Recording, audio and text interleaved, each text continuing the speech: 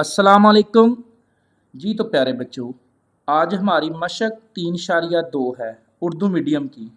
तो पहला सवाल है, दर्ज झैल कालबों में से वहदानी कालब, कतारी कालब, कालमी कालब और सिफरी कालबों की शनाख्त कीजिए। अगर आप ये वाली मशक कर लेते हैं तो आपकी ये जो चैप्टर नंबर 3 है आपका कालब वाला, इसकी तमाम तारीफ़ें आपकी हो जाएंगी। अगर आपको ये 3.2 मशक आ जाए ना, तो चैप्टर नंबर 3 की सारी डेफिनेशंस आपकी हो जाएंगी। तो सबसे पहले देखिए, हम कालबों की इकसाम पढ़ेंगे, यानी पहली तारीफ पढ़ेंगे कालब की। पहली तारीफ क्या है? कतारी कालब। नाम से ज़ाहिर है कतारी, जिसमें एक कतार हो। ऐसा कालब जिसकी सिर्फ एक ही कतार हो, कतारी कालब कहलाता है। ये उसकी मिसाल है। उसके बाद है कालमी कालब। ऐसा कालब जिसका सिर्फ एक ही कालम हो, कालमी कालब कहलाता है। तो ये वाली और ये वाली तारीफ तो बिल्कुल सेम है। कतारी जिसमें एक कतार हो, कालमी जिसमें एक कालम हो। उसके बाद है सिफरी कालब। अगर किसी कालब के तमाम अरकान सिफर हों, यानी कालब में सारे अरकान सिफर आ जाएं, तो वो सिफरी कालब। फिर है मरबी कालब। ऐसा कालब जिसमें कतारों और कालमों की तादाद बराबर हो, मरबी कालब कहलाता है। उसके बाद है मुस्ततीली कालब। अगर किसी कालब में कतारों और कालमों की तादाद बराबर ना हो, मुस्ततीली कालब। मरबी की क्या थी कि जिसमें कतारों और कालमों की तादाद बराबर हो और इसमें बराबर ना हो। वितरी कालब। एक मरबी कालब को वितरी कालब कहा जाता है। वितरी कालब के लिए पहले मरबी कालब होना लाजमी है। अगर इसके मरकजी वितरी अरकान में कम से कम एक गैर सिफर हो और गैर वितरी अरकान सब सिफर हो, ये वितरी कालब है। ये इसका वितर बोलते हैं। 2 को, 3 को, 4 को, ये इसका वितर है। फिर स्केलर कालब। एक वितरी कालब को स्केलर कालब कहा जाता है अगर मरकजी वितर में मौजूद तमाम अरकान एक जैसे और गैर सिफर हों। ये वितर में एक जैसे अरकान हों, जैसे ये 2 2 2 2 आया हुआ है।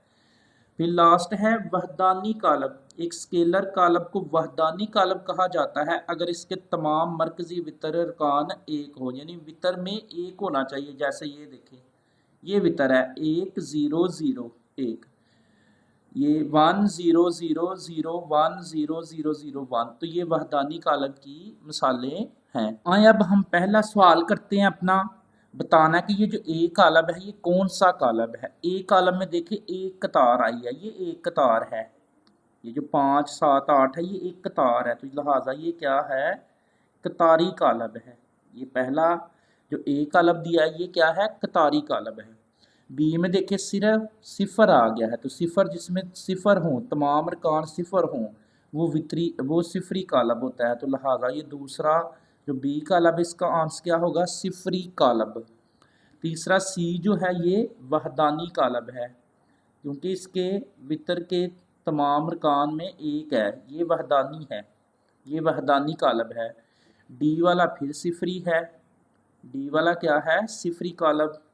ई वाला जो है वो कालमी है, उसमें एक कालम है, तो लिहाजा इसका आंसर क्या होगा? कालमी कालब। और एफ वाला भी क्या है? कालमी है। एफ वाला भी क्या है? कालमी। हमने बताना था वहदानी, कतारी, कालमी, सिफरी है। ये पहला सवाल हमारा मुकम्मल है। सवाल नंबर 2 है मश्क नंबर 3.2 का। दर्ज झैल कालबों में से कतारी, कालमी, मरबी और मुस्ततीली कालबों की शनाख्त कीजिए। अब हमने कतारी, कालमी, मरबी और मुस्ततीली बताना है। तो ये जो पहला कालम है ना, कालब है, ये कालमी है। इसमें देखिए एक कालम है, इसमें क्या है? एक कालम, तो लिहाजा ये क्या होगा? कालमी कालब। जो दूसरा है ये मरबी है, इसमें देखिए 2 कतारें हैं और 2 कालम हैं, तो लिहाजा ये दूसरे का आंसर क्या होगा? मरबी कालब। मरबी लिखेंगे आप। तीसरा जो है वो मुस्ततीली है। तीसरा क्या है? मुस्ततीली कालब है। क्यों? क्योंकि इसमें 2 कतारें हैं और 3 कालम है, यानी कतारों और कालमों की तादाद बराबर नहीं है, लिहाजा ये मुस्ततीली कालब है।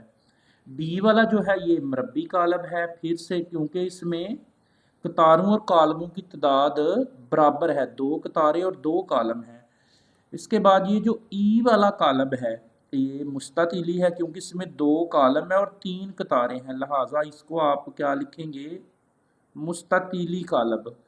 उसके बाद एफ वाला जो है ये एक कतार है तो ये कतारी कालब है। एफ वाला क्या कालब है? कतारी, क्योंकि इसमें एक कतार है। जी वाला जो है ये मरबी है क्योंकि इसमें 3 कतारें हैं और 3 कालम हैं, तो ये कौन सा है? मरबी। आप लिख लेंगे इसको मरबी कालब। एच वाला जो है ये फिर से मुस्ततीली है। ये कौन सा है?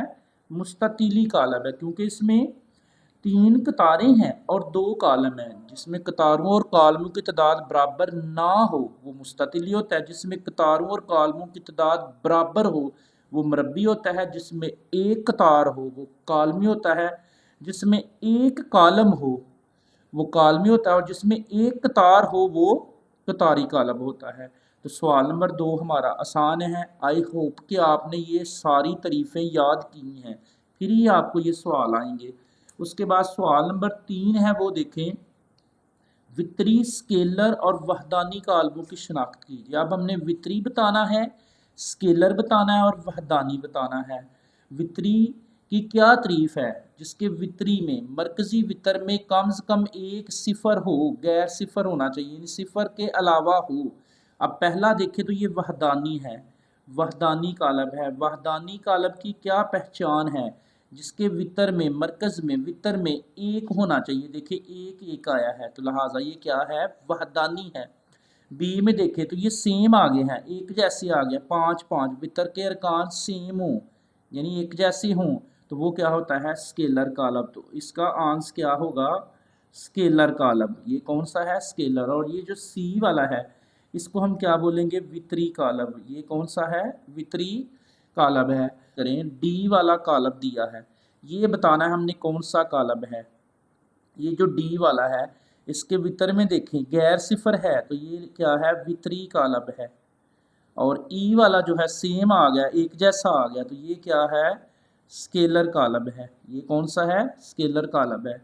तो सवाल नंबर 3 हमारा कंप्लीट है।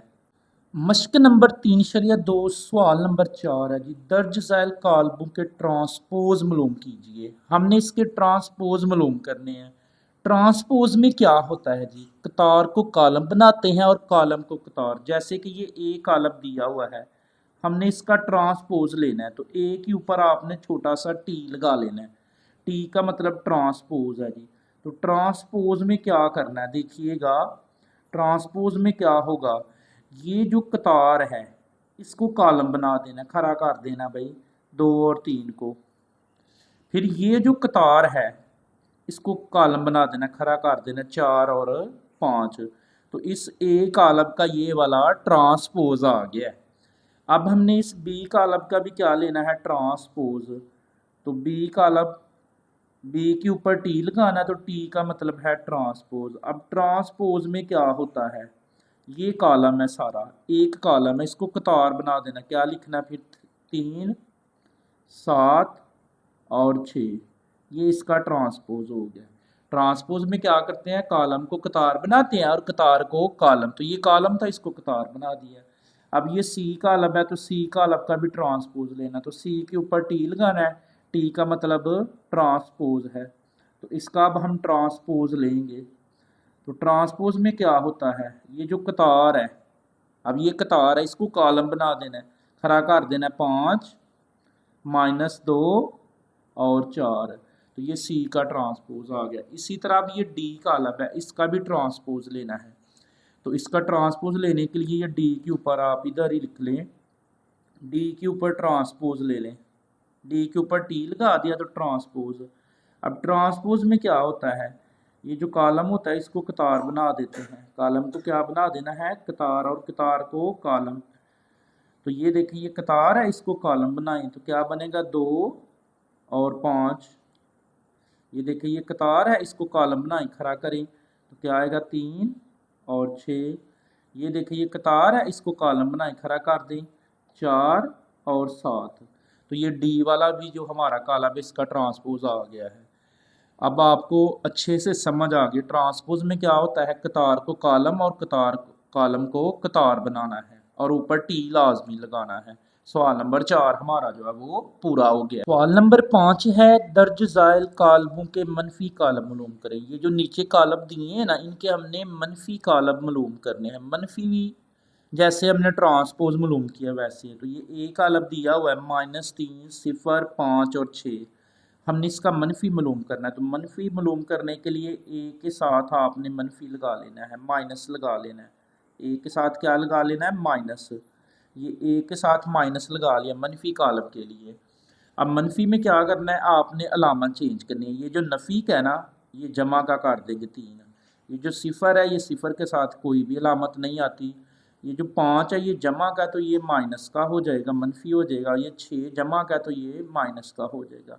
ये ए कालम का मनफी कालम हमने मालूम कर दिया। मनफी कालम में क्या करना है? अलामत चेंज करनी है, माइनस को प्लस का, प्लस को माइनस का। इसी तरह अब ये बी कालम है, तो बी कालम का हमने मनफी कालम मालूम करना है। मनफी में क्या करना है? अलामत चेंज। ये माइनस का है तो प्लस का 3 हो जाएगा, ये 3 प्लस का है तो माइनस का हो जाएगा, 2 माइनस का है तो प्लस का, ये 2 माइनस प्लस का है तो माइनस का। तो ये बी कालम का भी क्या हो गया है? मनफी कालम मालूम। इसी तरह अब ये सी कालम दिया है, तो सी कालम का भी हमने मनफी कालम मालूम करना है। मनफी में अलामत 9 मनफी का है तो ये जमा का, 1 जमा का है तो ये माइनस का, 1 जमा का है तो ये माइनस का, 7 माइनस का है तो ये जमा का। तो ये हमने ए कालम का मनफी, बी कालम का मनफी और सी कालम का मनफी, तो आपने इनके साथ मनफी भी लगाना है, बी के साथ भी और सी के साथ भी मनफी लाजमी लगाना है। मनफी बता रहा है कि हम मनफी कालम मालूम कर रहे हैं। सवाल नंबर 6 है जी, मश्क नंबर 3.2। अगर ए कालम ये दिया हुआ है 2, 3, 5, 4, 5 और बी कालम दिया 7, 6, 5, 8 हों तो तस्दीक करना है। हमने तस्दीक करना है अगर ए का डबल ट्रांसपोज, यानी ए का ट्रांसपोज किसके बराबर है? 1। मतलब क्या कह रहा है कि ए कालम का 2 दफ़ा ट्रांसपोज लेना तो जवाब में फिर ए आ जाता है। तो ए कालम हमारे पास है, ए कालम देखें क्या है। ए कालम में है हमारे पास, ए कालम है 2, 3, 4, 5। हमने इसका 2 दफ़ा ट्रांसपोज लेना है, तो ए के ऊपर लें टी। टी का मतलब क्या है? ट्रांसपोज। अब ट्रांसपोज आप पीछे सीख चुके हैं, ट्रांसपोज में क्या होता है? कतार को कालम और कालम को कतार। ये कतार है 2, 3, तो इसको कालम बना दे, खरा कर दिया। ये कतार है, इसको कालम बना दे 4 और 5। एक दफ़ा ट्रांसपोज ले लिया। अब इसका फिर से ट्रांसपोज लें, ए का ट्रांसपोज है और ऊपर फिर ट्रांसपोज। तो जब दूसरी दफ़ा ट्रांसपोज लेंगे तो ये जो ए के ट्रांसपोज का जवाब आया है, ये कतार है, इसको कालम बना दे, खरा कर दे 2, 4। ये कतार है, इसको खरा कर दे 3 और 5। तो ये ए का ट्रांसपोज हमने 2 दफ़ा लिया है, तो चेक करें अब दोबारा वही बन गया, फिर ए ही बन गया। ए का ट्रांसपोज बराबर ये 2, 3, 4, 5। देखिए किस कालम, क्या कौन सा कालम था? ए। तो इसकी जगह हम क्या लिखेंगे? ए लिख लेंगे। तो ये साबित हो गया, तस्दीक हो गया कि ए का ट्रांसपोज का ट्रांसपोज बराबर है ए के। इसी तरह इसकी सेकंड यूज़ है, बी के ट्रांसपोज का transpose is equal to B. तो हमने बी कालम का ट्रांसपोज लेना है, तो ये ले बी कालम लिखें। बी कालम क्या है हमारे पास? वो है 7, 6, 5 और 8। अब इसका ट्रांसपोज लें, तो बी के ऊपर टी लगाएं, ट्रांसपोज। तो ट्रांसपोज में क्या होता है? ये कतार है, इसको कालम बनाए, खड़ा करते हैं 7 और 6।